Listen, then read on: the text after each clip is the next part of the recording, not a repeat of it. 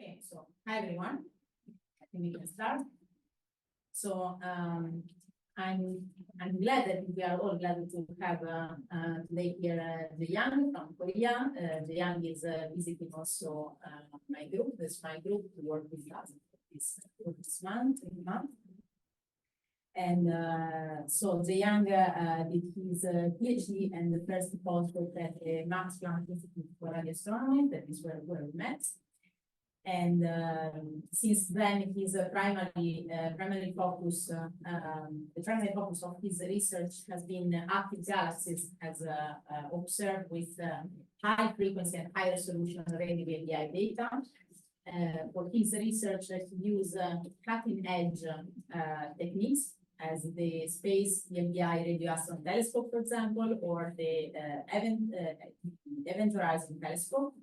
Jae-Young is indeed an active member of the EHT collaboration and the co-chair of the EHT AGN working group. After Germany, he moved back to Korea, to Kazi, where as a staff scientist there. And then in 2022, he became an assistant professor at the Kyungpook National Observatory, right? University, sorry, university, yes.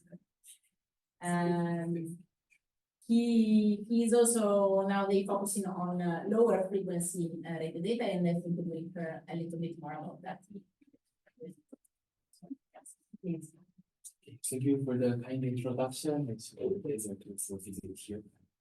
Pretty much the island, the city. It's a pleasure to give a presentation about this ongoing research. I hope some of the materials are already, those that were published, and some of them you may already know, but many are also ongoing research. So I think those can probably trigger lots of discussions and questions which I welcome. So just to mention that actually the works that I'm presenting here are based on my efforts with many people, especially the institutes, but also the global collaborations worldwide, but also especially for some materials, my students here. So I start with the very generic introduction.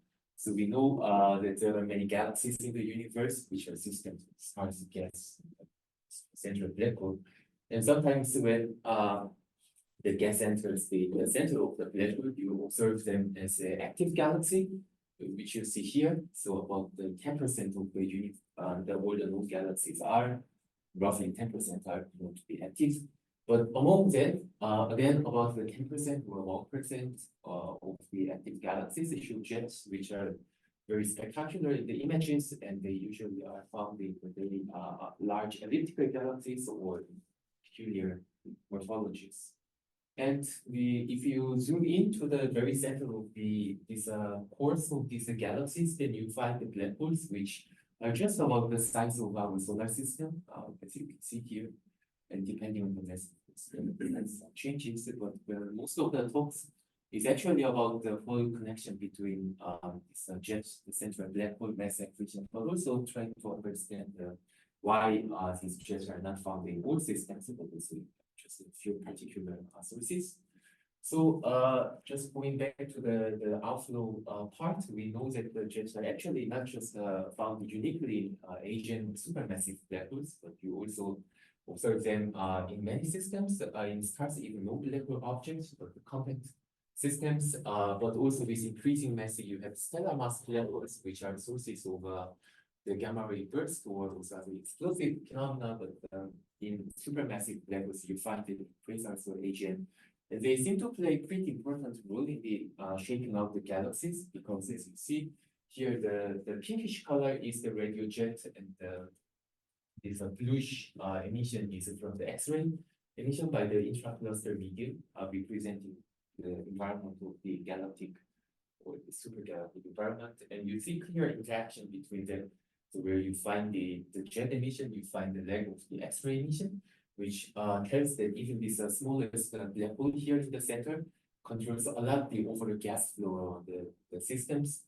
So this is the so-called AGN jet feedback to the galaxies, which is a very important piece of information to understand how galaxies generally grow. So this is result from the survey of a contemporaneous universe for nearby galaxies, and this is AGN shown by contours for the letter. So x-axis is the stellar mass of the galaxy. So the left means it's a small galaxy, and the y-axis tells you about how much every galaxy forms a star per each mass. So if you're on the left and the top side of this plot, you have a typical spiral galaxy, rich of interstellar medium, but in small size in stellar mass. So it's actively growing towards the right side with the decreasing star formation rate, and if then continues just gradually, then you expect to have just a continuous distribution of the galaxies, but you have actually a very big leap in the mass and also the star formation rate, and suddenly you get these elliptical galaxies, which are also shown as a bifurcation of the AGN posted by the two different systems. And people argue that the feedback of the jet is critical during the time when the spiral galaxies actually change into the ellipticals and shut down the star formation. But the important question is then how actually this dramatic change occurs, where is actually the jet coming from. So that's one, I think, a big question that I want to address in this presentation. But the other one is also recently growing evidence of multi-messenger the detections of the supermassive black holes. To the left panel is the schematic story of the evolution of a kilonova, which is from the merging of two compact objects, also producing jet, and therefore also producing gravitational waves in the project stage, but also leading to possibly some emission of high energy cosmic rays, and also the extragalactic neutrinos, which I will also talk about in more detail later. So understanding them is also an important topic, let me say. So given this importance, I would say it's an important question to actually understand why jets are so straight, so low, so powerful, as you have seen from this previous slides. So the basic idea is that it's actually not so easy to accelerate the cosmic wave with a very high speed in a very narrow channel, because in the simple hydrodynamic acceleration, you need a lot of pressures provided by the surrounding medium, so it's very difficult to actually achieve this condition for cosmic black holes. Otherwise, we should have seen a lot of hot medium black holes. And also radiation pressure doesn't seem to be sufficient enough, especially to reach outside the galactic scales. So this is also not the most favorite scenario. So the best scenario so far is to have the magnetic field acting in the central engine of the black hole, which then can propagate outward easily.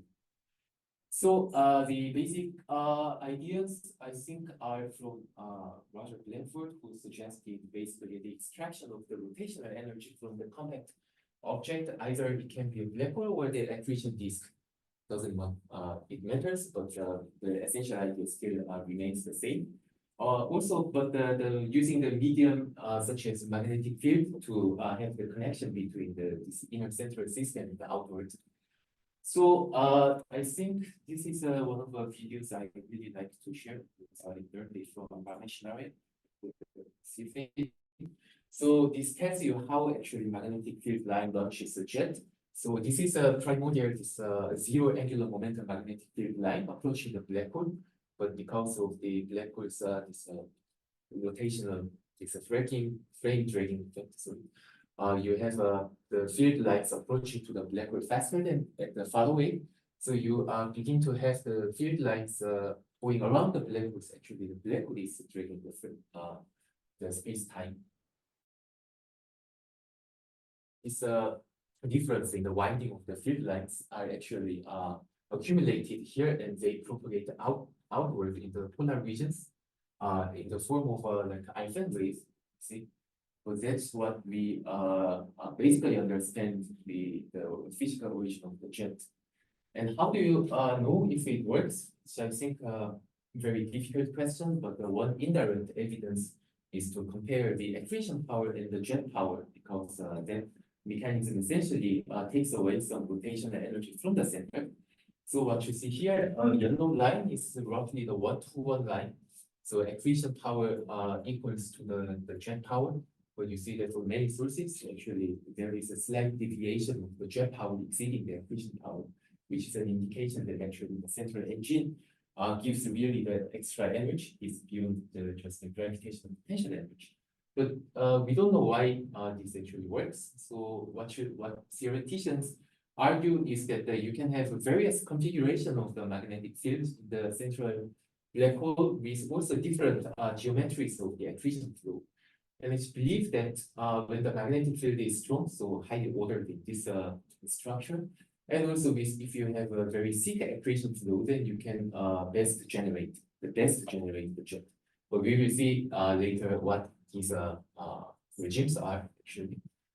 So that's the theory, but they may explain why you have more jet, these rare high power radio sources in elliptical galaxies, but more in the spiral sources. I think this will be discussed more in detail, but in principle, it's all related probably also to the detailed accretion physics in different sources, and also the detailed thermodynamics of the accreting plasma. So actually going into more detail, it's getting more complicated, but you have the gravitational potential energy and the rotational this angular momentum changing into many thermal, non-thermal, or also quantum flux forms. And so it's I don't want to explain all the details, but just wanted to tell you that it's actually not that easy to understand. But we have some interesting observational the background knowledge that we can actually use to we can use as a starting point. I will come back to this left panel later on. But basically what the left panel shows is the combination of the X-ray luminosity of black holes in various mass ranges.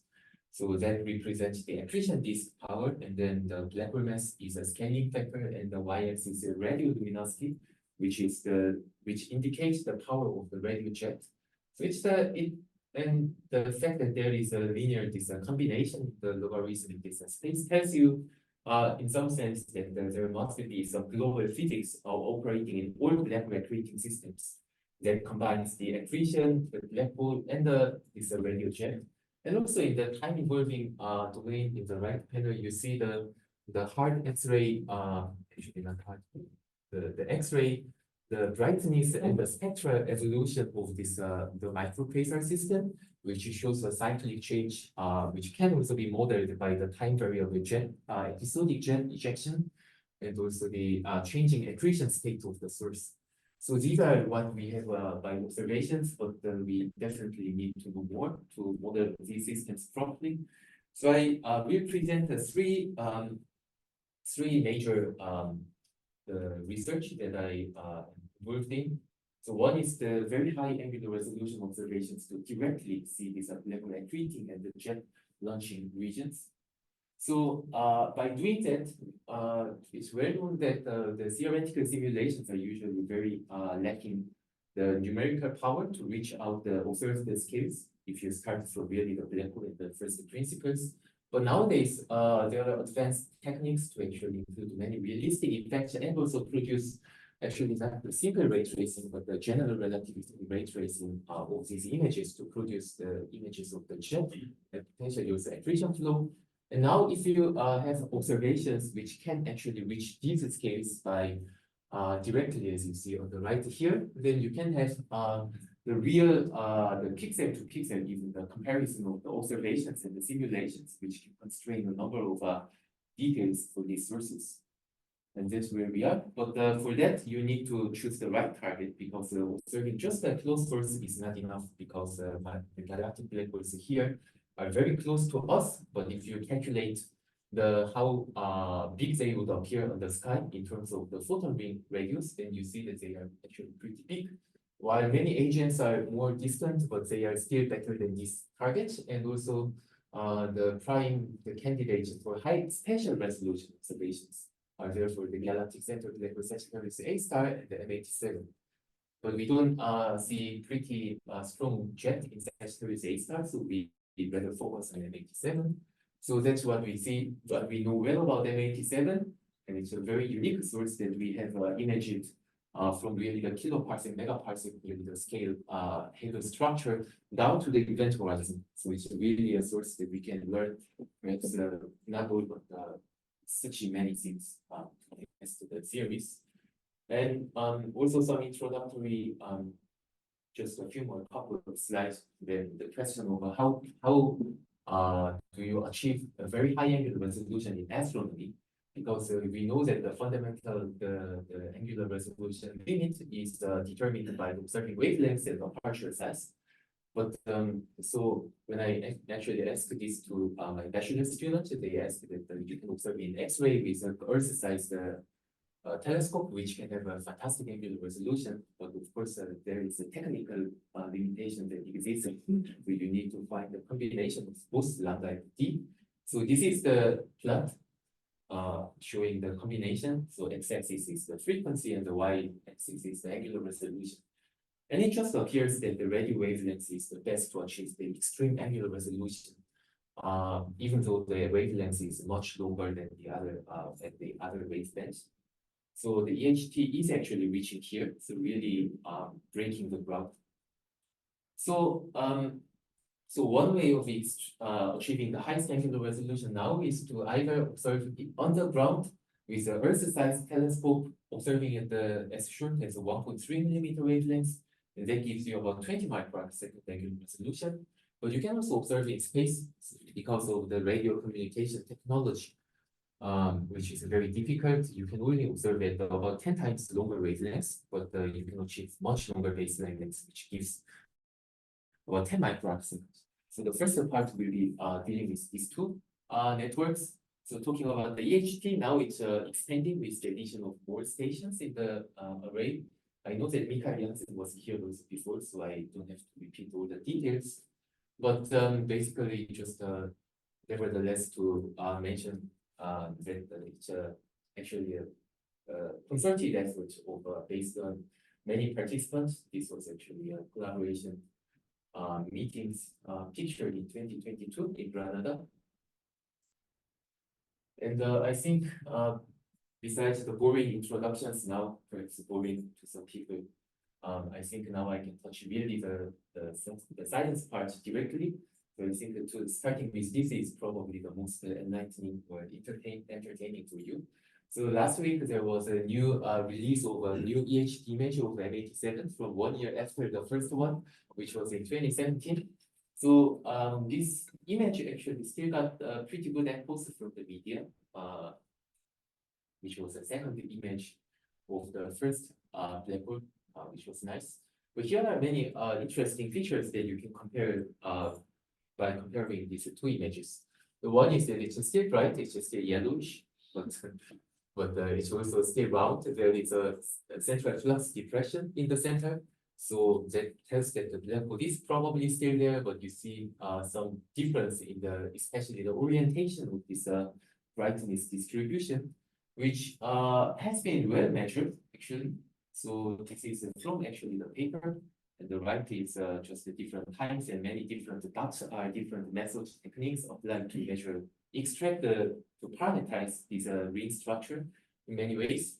But as for the angular,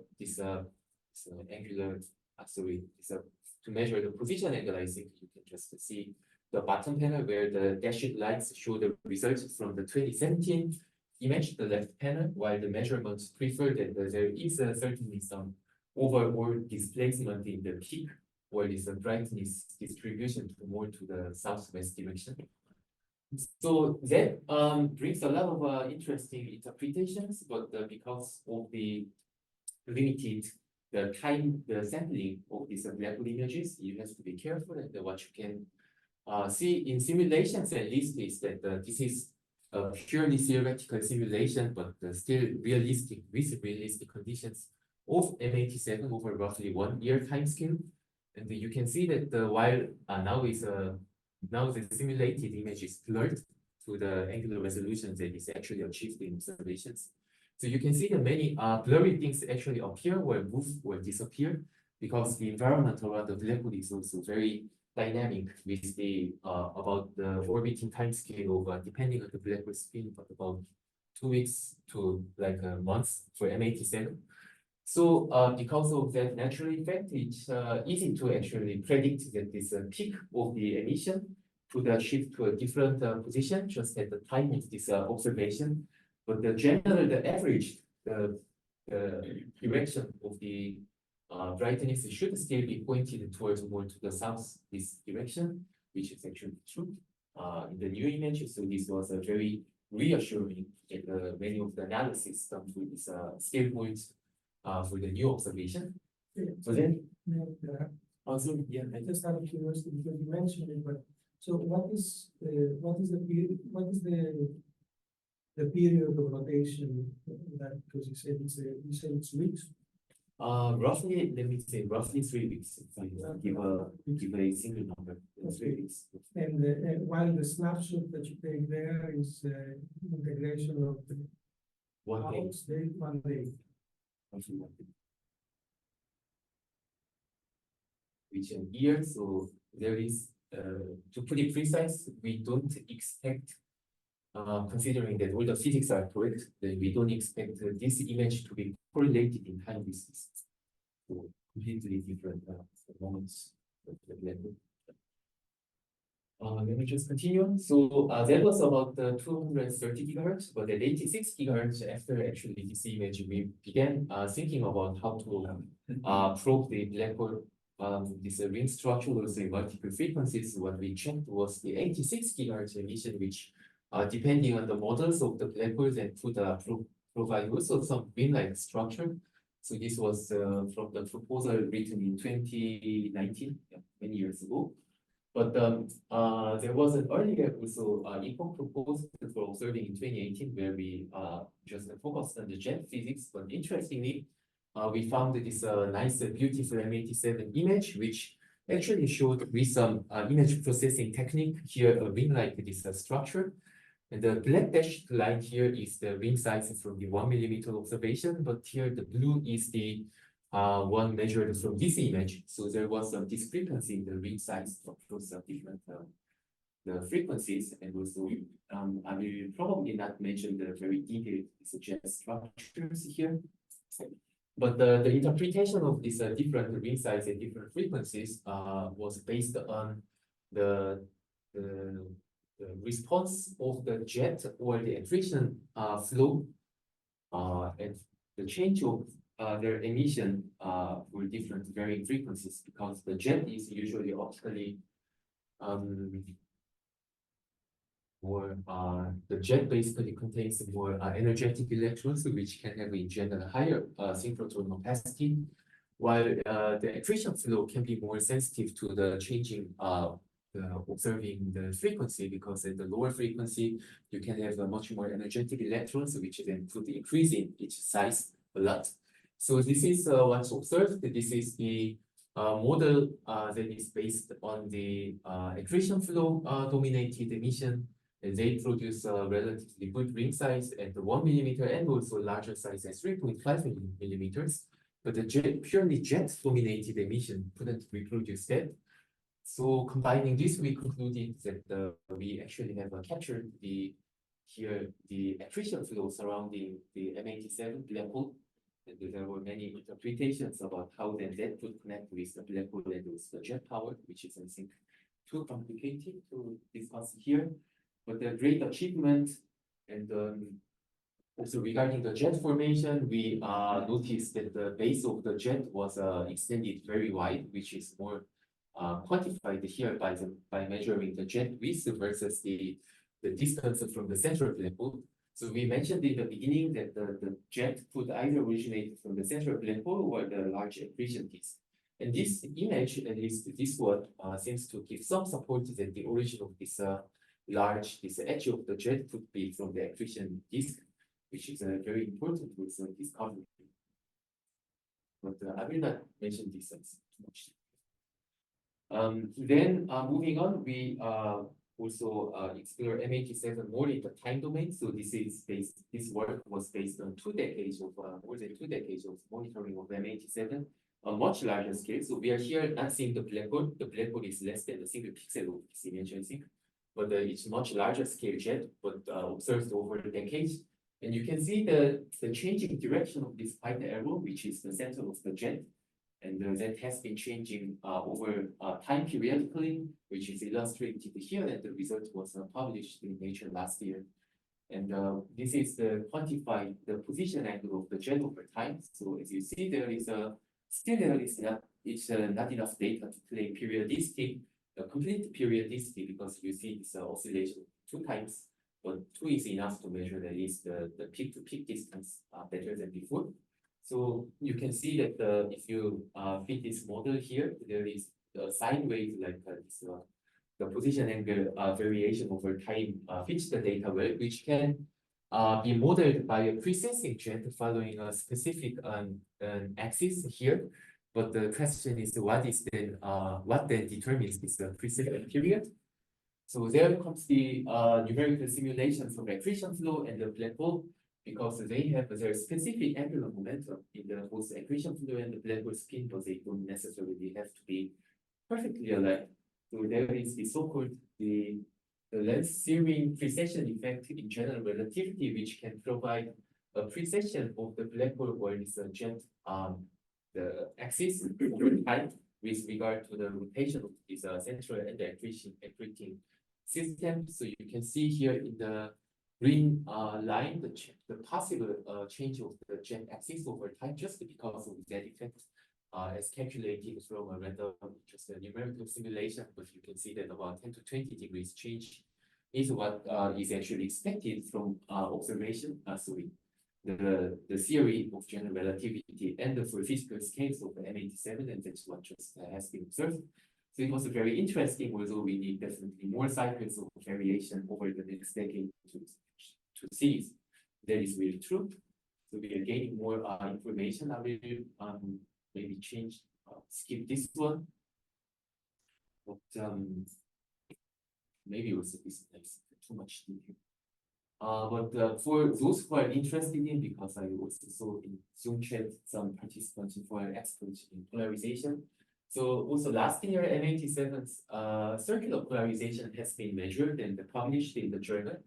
So it's not to be very difficult in radio interferometry. So the left panel is to just show you that there is some circular polarization in the source, as shown by the difference between the closer cases, the left to left and the right to right. So there is some non-zero signal telling that there must be some information in the source. But as we have reconstructed the distribution of the circular polarizations by different methods, we couldn't find one converging scenario. So that means the circular polarization is there, but it's weak, first of all.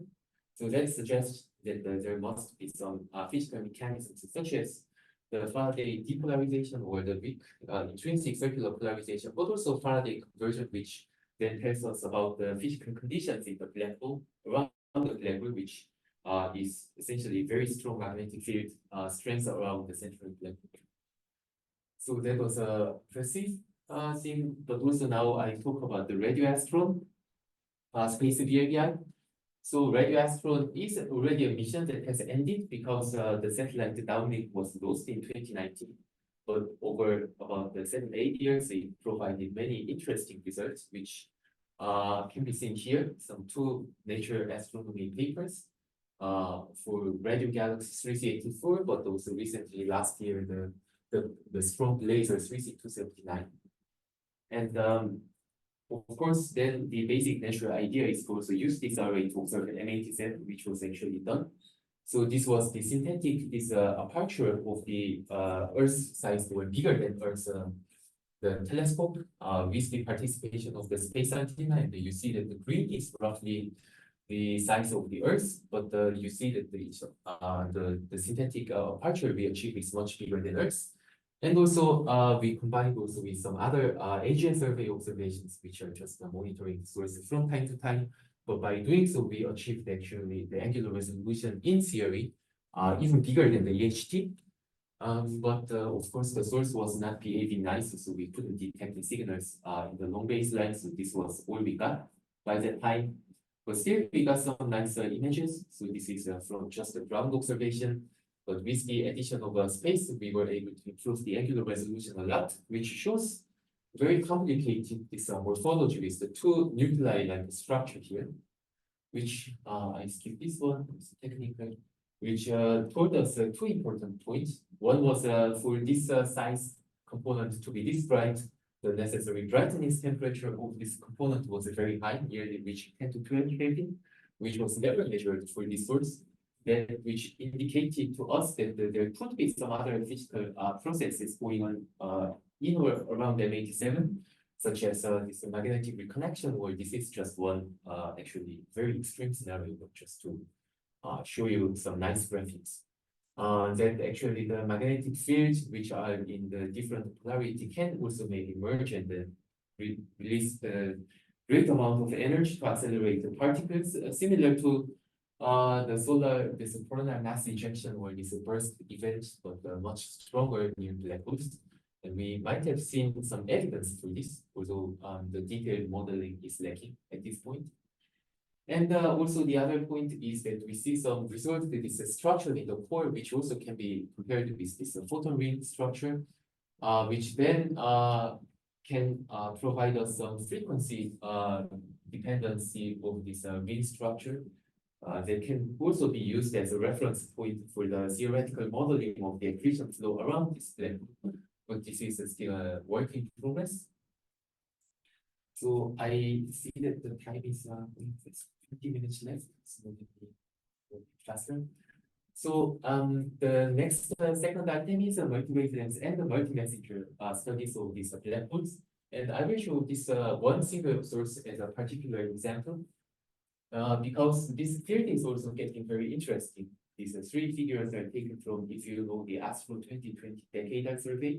And one very high importance for the community, among others, was to study the multi-messenger astrophysics, because as the numbers, as the typos on the number of the detections of the sources in the new electromagnetic or the particle window has been opening, as you see from the increasing number of sources, X-rays, high energy VHE, both the gravitational waves and now neutrinos.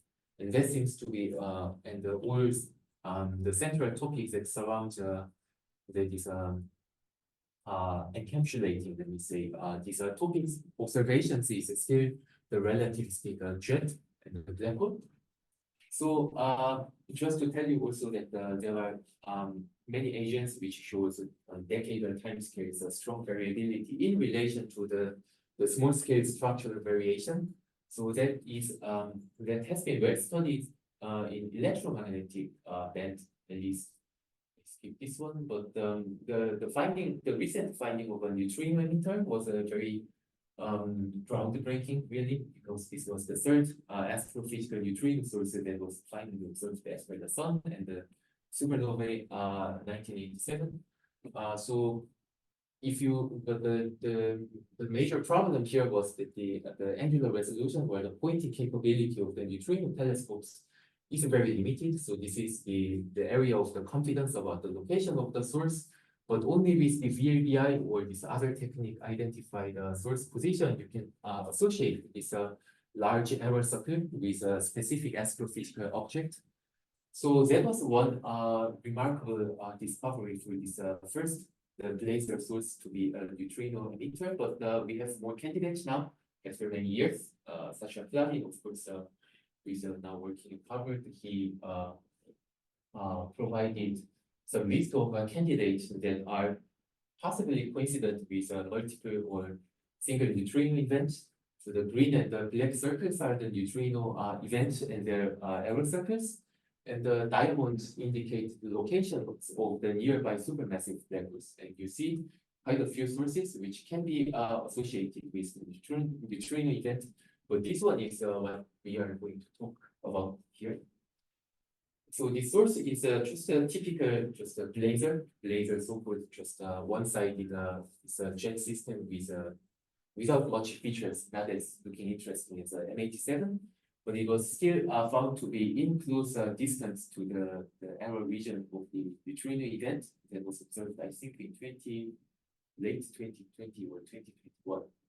So this was also gaining more interest. The object was gaining more interest of the community. So there was already a publication by Saki and that.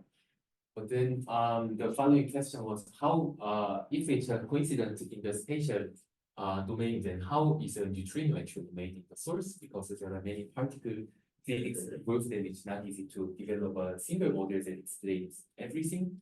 So the authors developed actually various models explaining the electromagnetic and the neutrino energy spectra with three different models, which I will not explain in too much detail. But basically, having many models but explaining the same data means something is not so clear. And especially there were some questions that I had personally about the choices of some parameters, especially the Doppler factor, which is also related to how fast or the energetic the jet is. So what I'm doing with my student for this source is to first of all compile more multi-wavelength data of the source in electromagnetic wavelengths. So this was the end of the published epoch, but here you see the continuation of the source activity in gamma ray, X-ray, optical, and the radio. And you see that especially in gamma ray, the source is still in a very active period, so it's actually not so easy, as this author said, to just associate this with the one single neutrino event with this electromagnetic flare because of the following this flaring activity. But what we found most interesting was the ejection of a new component, the VLBI, like a component from the core of this source over time. So this is how the source looked like before. And this is right after the neutrino event, or as early as possible close to the neutrino event. And you see a green circle here, which was a new component, and then that was moving outward towards the normal this jet direction.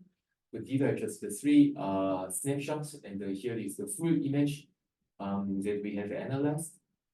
And you see the gradual change of the jet structure and the consistent this representation of the jet structure by a few Gaussian models. So what we did was to check the kinematics of this outward traveling component over time. So what you have here, the red is the core, which is by definition not moving, and this plus blue component is what is in VLBI jargon so-called the quasi-stationary component that is not moving but staying there. It's unclear what this is. But we saw this traveling component actually moving rather fast. And the time when this component was ejecting from the core was actually pretty close to the time when the neutrino event was detected. And also, but also, in other words, this gray component was also traveling close enough to this blue strange component, which then could associate this time also with the neutrino. And the physical interpretations can be diverse, but basically the jet could have met some other component or some regions which could then cause some shocks that could easily accelerate particles and cause reactions to provide a neutrino emission in various regions. So I think this is still a very rare case that we are seeing actually structural change like this directly from VLBI observations of a neutrino emitter. So I think having more sources like this will be very interesting. I think I will skip this part, but what we also see is the drastic change in the position angle of this green component, which is related, as we see, to the neutrino event. So the jet was initially going in this direction when it suddenly changed the motion to more the northeast direction, following the already well-known this outflows direction.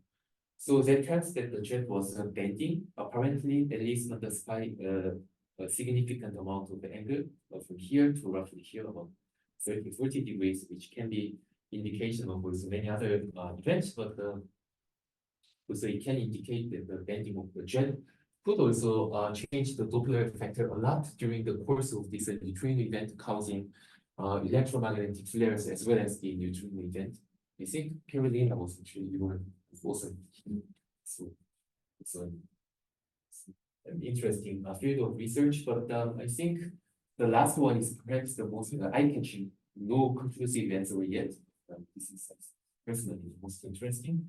So we know now M87 has a black hole, so the Sagittarius A star has a black hole, and there is an accretion flow, and it looks fine. But when we zoom out, we know that the M87 has a jet, but Sagittarius A star doesn't have a jet, as well known. So it's a very difficult question of, despite all the observations that we have made, why it's very difficult to understand why Sagittarius A star doesn't have a jet while the mass is still going inside. And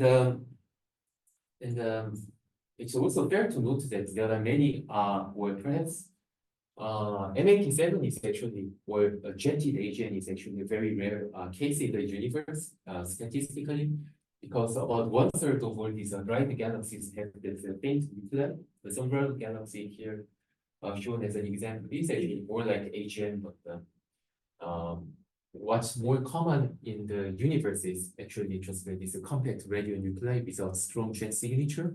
So we don't know also what these nuclei are. Either they can be very small jet or the small accretion flow. But what's interesting is that despite that, we know that our Milky Way, for instance, also has underwent an episode of the strong jet outflow, as you see from the gamma ray, these relics in the Fermi all-sky image, the so-called Fermi bubbles. So there is an interest to revisit this diagram and then ask to yourself, when if any other combinations of these parameters or the combinations could provide you still jet in some sense. So that leads to interesting, that actually motivates nowadays a lot theoreticians. So here is a new theoretical simulation of accreting black hole with accretion flow, but with a very thin accretion disk. The authors claim this the thickness to be about 0.03, the height to radius ratio, which the thinnest accretion with disk ever simulated, according to the authors, thanks to the GPUs, now this high computing power. And also you see the very strong outflow, which however is a very much broader than what you expect from this collimated jets in M87 or other sources.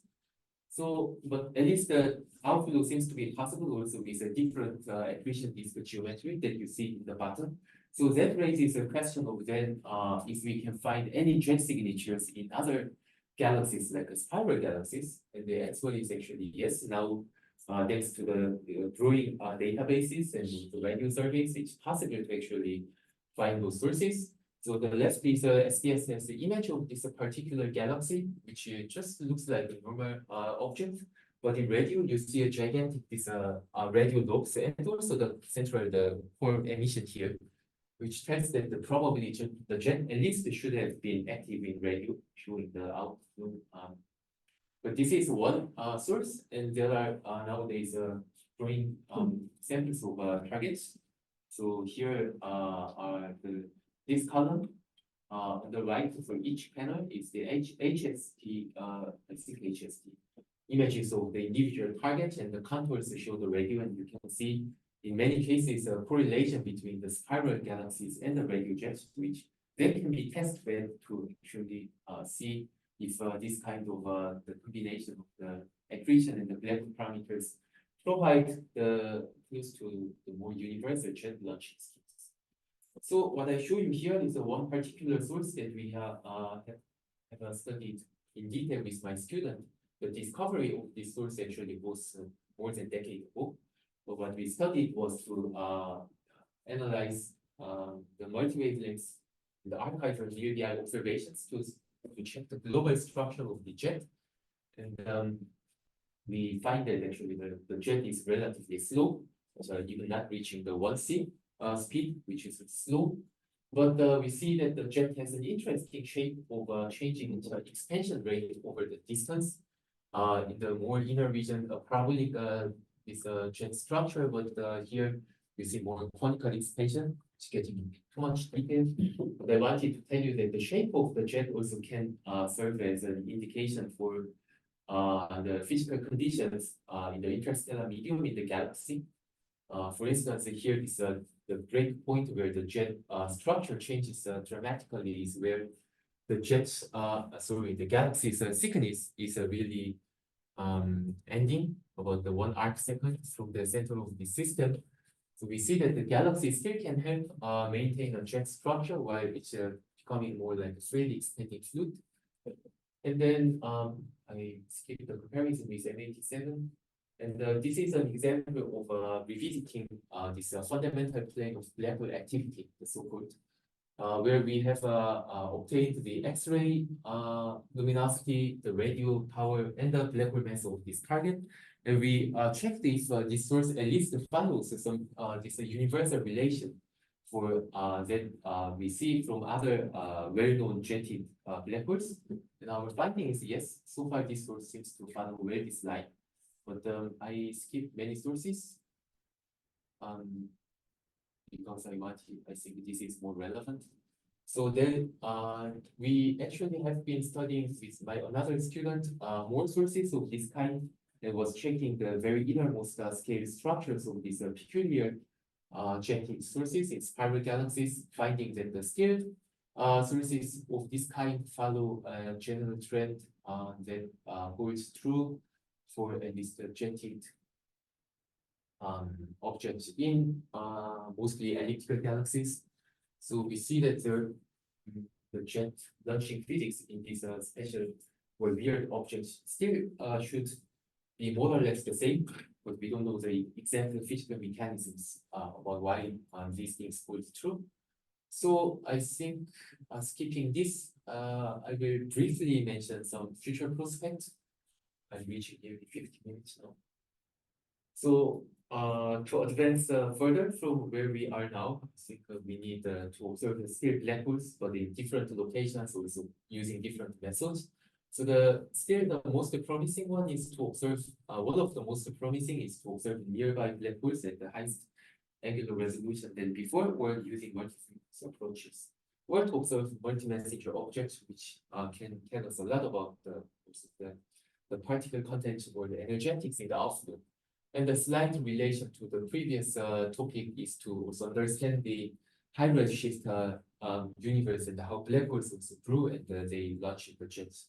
And for that, I quickly show a few instruments that I'm just working for. So the first one is the next generation EHT, which is an ambitious project to expand the currently existing radio telescopes even further, doubling yearly in number compared to what the current EHT has. So here are just the stations that were planned, I think, a while ago, but now we have also one station coming in Korea, which is located here. And the EHT actually is already performing also the 345 gigahertz observations. We also will be a former partner of the EHT, so I think we will definitely continue monitoring or even observing other black holes using this array. And I skipped this part, but just to show you that the telescope actually is there. It's not like a flat project. The EHT observation with this new telescope is going to happen in February or January. So in February or March. Then I skipped this part, which definitely was too ambitious to show everything. But the other interesting idea is to have a space millimeter VLDI station orbiting Earth, because then we can have the best of both worlds, shorter wavelengths and larger aperture, and even greater angular resolution. Of course, very difficult, challenging, so many technical concepts are discussed across different the funding bodies now. But the expectation is that with the M87, we can achieve, we can move forward from this angular resolution to this scale, where fundamentally different tests of the theoretical models become possible. So actually, this one is the millimetron mission, which for which Korea is actually using. That's where I was working more a bit with also the millimetron colleagues discussing. And to skip details, also we are also, my student also is in part of designing some receiver optics for the space telescope. So I just wanted to show you that this is not like just also planned mission, but we are already in the system design and the test phase.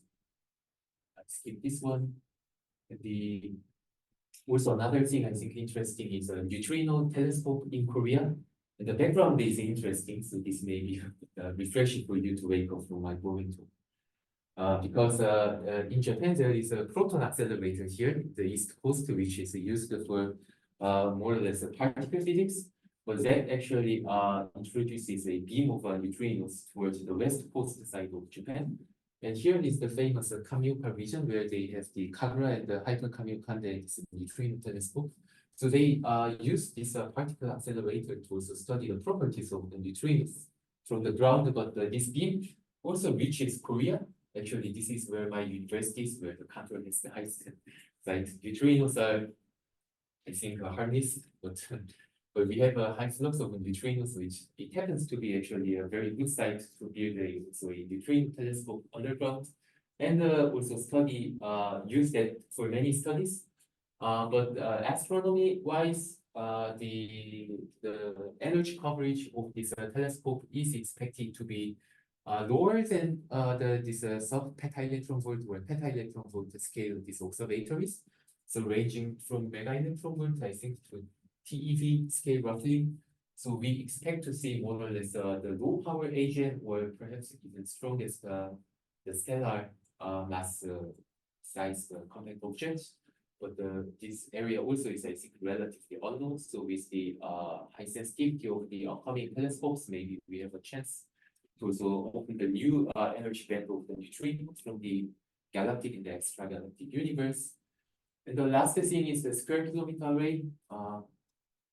Which sounds like a fantasy, but it's actually now under construction. And the main reason why we want SK is actually very clear, because it's such a sensitive instrument, reaching nearly about the factor 100.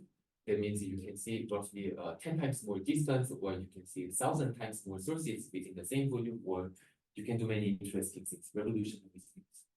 And Korea is not yet a partner of the SKA, but we are trying hard to convince the government to be a part of it. So I'm also working in this direction. Actually, that's why I came to Carolina for this visit. But my particular interest is actually SKA VLBI, as you have seen, VLBI has been my thing. But the SKA could be something like a game changer that was what we have seen for the EHT, because the EHT was also working nearly hopeless without AIMA, just getting data and producing some results, but not really a clever image. And the whole situation changed when AIMA joined the array. So we expected adding SKA to the other VLBI arrays could change a lot of things. As you have seen, this I don't have the slides here, but let me show you here. So by combining especially some SKA pathfinders, or the later SKA low array here in Australia, combining it with some telescopes in East Asia, we can have a nice VLBI network covering this area of the side area type. And with that, we can have both the wide field. It's a bit too technical to explain how this works, but basically we can have both the very wide field of view with a very high sensitivity and also very high angle resolution VLBI scale to survey all the skies at a very high speed and zooming down to millisecond resolution to find all the weird and radio faint sources, as you have seen in the previous slide. So that is a hope that we want to realize in the coming next decade. So I think, finally, the very last one slide about why I'm here, because you know what, Carolina is responsible for this famous image, but there are many ways, as you know, probably know, to tell if this lens system is a dark matter lens, the dual image, or if it's something else. For instance, you can check the variability of these two spots to see if there is any significant change, or if they show proper motion for many ways. But basically, these are all time consuming. So what I suggested, or what I wanted to test, was to use this millimeter station for the centimeter VLBI science, especially to check the spectra of these systems at once by high frequency observations to see if they are just the optically seen the plasma blobs, or if they really are sharing some common properties. So we actually got some time for this the first half of this year using these arrays. So this is, I think, gonna be an interesting project. And I think the last take-home message is a bit low.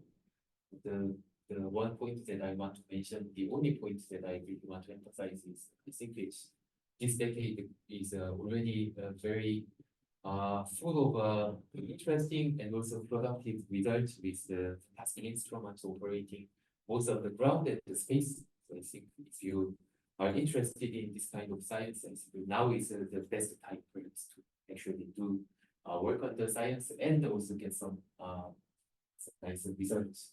And the very final thing is always my gratitude to the hosting institute. So I really, as I mentioned, I really enjoyed the view and also the island, the university people here. So just thanks again for hosting me here and for listening my talk. I stop here. Thank you.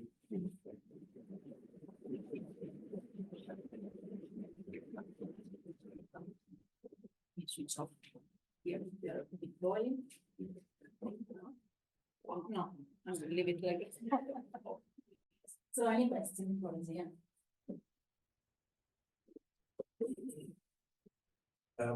If you could go back to your slide, where you have the radio X-ray correlation and an upcoming paper of you and somebody else. Yes, my computer is actually, and I Okay. think one is here. There. Yeah, yes, right. What you went too fast and I did not understand. What will this paper be different than what we know about this correlation? I think at this point, the hope was that this dot here sits at a completely different place compared to these other known sources. So that's why we check this. It's only for this source, Yeah, but it fits, for this source. it fits on the same line, Yeah, yeah. The line is actually just from the literature, not our new calculation, right? because we are currently lacking how to actually test the jet formation models or difficult, complicated physics quickly for this kind of a source where you have a spiral galaxy and the jets. So this was our hope to see if the source really fits into the well-known line so that we can at least argue that maybe the whole galaxy is still very different from those in other strongly jetted sources, but the central engine region is perhaps still similar. So that probably is true in this source, but I think, but the main, also the problem is one source is not enough. This was just one particular case that we studied more, but there are about in total 20 or 30 sources of this kind. We are still working on it, collaborating also with some X-ray colleagues. But here we have at least some measurements of 3 more targets. And one thing I can tell is they do not really follow strictly. It's all putative, all speculative. But we see that compared to this line, these 3 sources are sitting on top of the line. And maybe if we have more sources of this kind, we can maybe see a different cloud of data points that maybe able to tell us more conclusively that these sources actually work in different way, the accretion and the jet launch. But it's all just a starting point. And if there is any better relation actually to test this kind of physics or science, I think it's a good feature it has. So do you offer Merloni et al. 2003 as the explanation of the line? Yes, The correlation? yes, this is the paper which reported this relation. This is the original paper where this relation was the first suggested, and the authors also took the data points from the. I have serious doubts whether this explanation is correct. That I also shared. Yes. Okay, we can discuss it later. Yes. So then, for all these sources, the host galaxy is a spiral galaxy, is it? The 3 Yes. which have labels here, Yeah, they are spirals. spiral galaxy. According to the visual inspection, but also sensing index. How they were selected in the first place? So How they were selected in the first place? What many is the persons- selection bias to first of all, it's just I think better. First of all, the details are here. I think I read the paper carefully, and I generally feel that the authors did the correct thing. But what they did was to collect basically the whole sky, the optical images with the radio the positions, and then they calculate the first of all if the radio source matches in position the position of the optical images. That's the first one. And then also, but using some complicated some simulations based on the luminosity functions of these distributions of these objects, just to avoid the transalignment. So these are avoid the transalignment. For instance, the radio source lying in the front of the optical just lying far behind. So these are less likely sources for having transalignment. Then the next question is if these objects are really spirals instead of merging or like these systems. And I think still the authors are I think the arguments of the authors based on like grand design spirals were how difficult it is to have this arm-like structure. I think it's still correct, but I think this is, as I mentioned, the Hubble Space Telescope images, so not very deep. But I also had a chance to talk with some optical astronomers involved in bigger surveys using bigger telescopes like the Subaru's Hyper's FreeCam. And they argue that all that you see as a single or spiral galaxies are probably from their eyes all merging systems, because when you have deeper exposures, then you always get new features, which I also think is true. So that's what people should work harder in the optical side. But then furthermore, what I have applied in this last part to select, I went too quickly, but like a source like this, or like this one, or like these ones. I have also checked, I think the most critical one was to check the spectral index of this faint radio core here, because the inverted radio spectral index in the center of this radio emission can indicate that there can be some high synchrotron peaking, some energetic component basically, which is then quite different from this loop-like structure. So that can be indication of some activity in the source.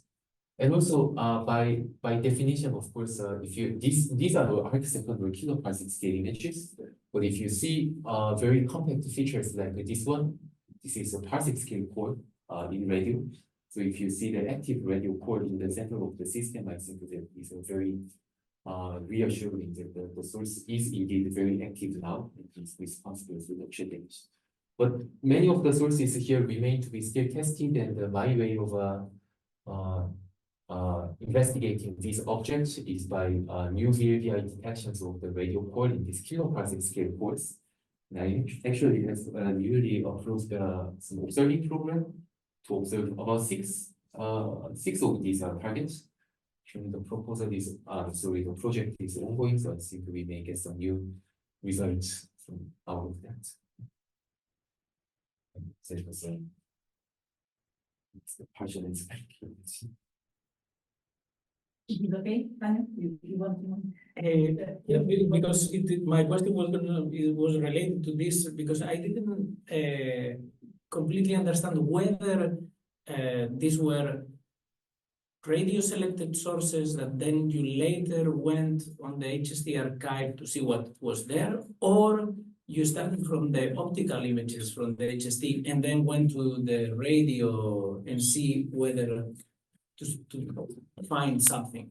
So what is the population that I think the starting point is not shown here? I have to read the paper once again. Again, this is the work of these authors. But I think now I recall that they started from the selected catalog of optical galaxies, more or less isolated according to the previous knowledge, and also with a good resolution and with some features, not just featureless like elliptical galaxy. And then they took the radio archives, like via the first survey, to see the matching, to check the probability, and then sorting out more the high probability centers. Now there are still 3 of the sources or 4 of the sources already in the literature, right?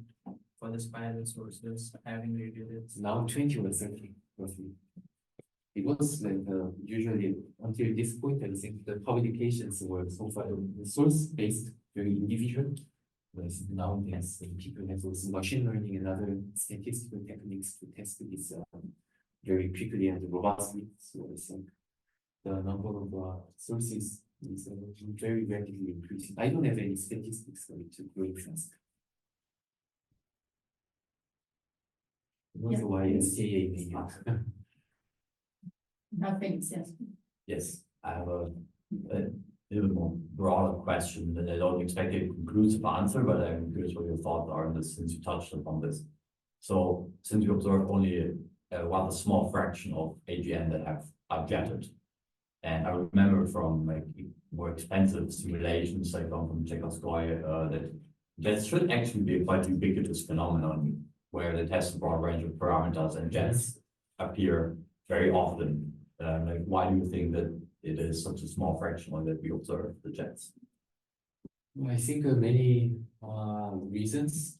First of all, just addressing the question of the simulation, I think they simulate just the plasma, but they don't simulate the emission. So I think there's one thing to be clear about, because it can be that, for instance, if you just have magnetic field lines here, as we have seen before, then the field lines don't emit by themselves any light. It's just the field line. They can carry mass, or they can do something, can change their energy to the internal energy of the plasma, but that's a different story. But basically, even if there is a jet, there can be no emission. So I think the first question, the first way to address that is we need the emission maps from simulations, accurate, but the ray tracing is also very difficult often, or GI. So that's one thing missing. But if we talk about then in general the matter outflow or the energy outflow, let me say, without talking about, not talking about the emission that we see, I think outflow can be quite common, but it may be very short-lived. For instance, I don't have the plot. Maybe I can. Maybe. Maybe. I don't know. But there is a very nice paper by An and Ban, if you know. The CSO. Maybe I have it somewhere else. In different. The fact that CSOs are kind of short-lived AGN activity. It's a young agent, I would say, but here is an interesting plot, a different one.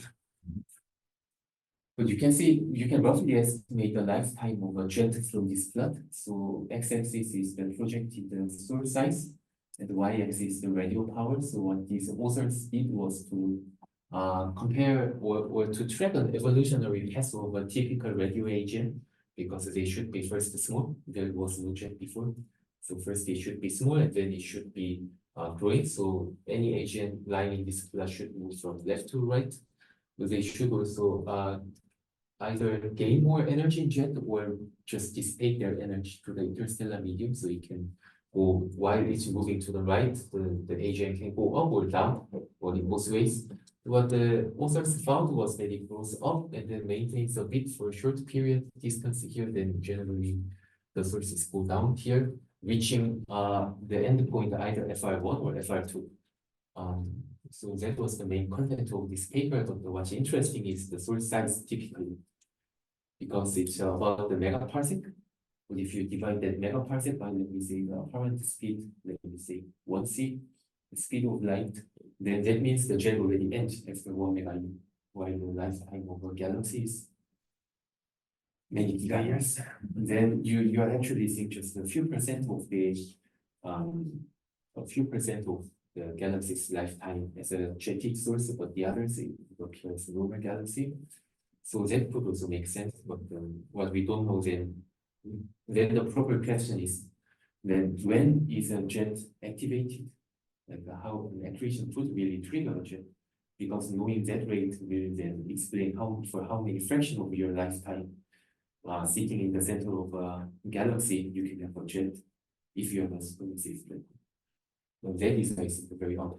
Matter can still go into the black hole, but they can either be expelled by the jet or the by the radiative winds from the accretion flow, or they can enter finally the black hole. I think that's again, they're going to the topic of knowing the physical conditions around the black holes. We have so far only M87, but unfortunately, with the space millimeter period, we may have a few more sources, about 10 sources, that we can image directly as a black hole photon ring plus the jet structure.